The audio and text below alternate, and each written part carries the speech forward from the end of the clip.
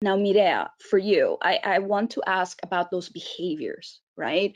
About how behavioral risk management, it's talking about behaviors, can support the process of restructuring. Because what can you identify or foster as a behavior that you want to see people in these transitional moments?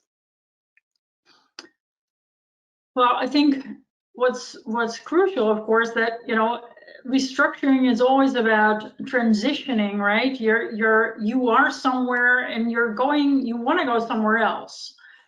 And I think in a lot of restructuring processes or a lot of change processes, we focus predominantly on the new situation, where we want to go, right? How we want to be, how we want to behave. And but we're always, the starting point is here, where we are now. And I think understanding where you are now, what you're doing, how you're behaving, and why you're doing that gives you the insights that will help you move through that transition, right? So understanding the everyday reality for people, where they are now, what they're doing now, what their habits are now, and why they're doing things in a certain manner, will give you the concrete and the specifics that will help you move them towards the new situation. Mm-hmm. So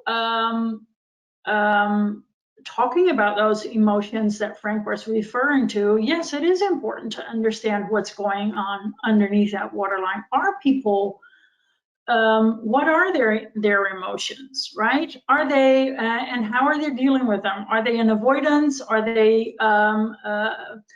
over, shouting and ignoring them and moving into action? Or are they disconnected? We don't know. But we have to understand where people are now, digging in underneath the waterline, because then we know what they need in order to help them move towards where we want them to move. Either that's, people have to leave the organization and we need to be able to help them in the best manner, mm-hmm.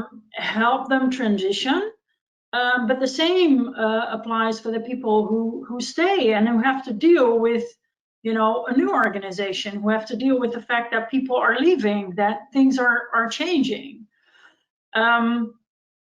So I think it's incredibly important to understand where you are now.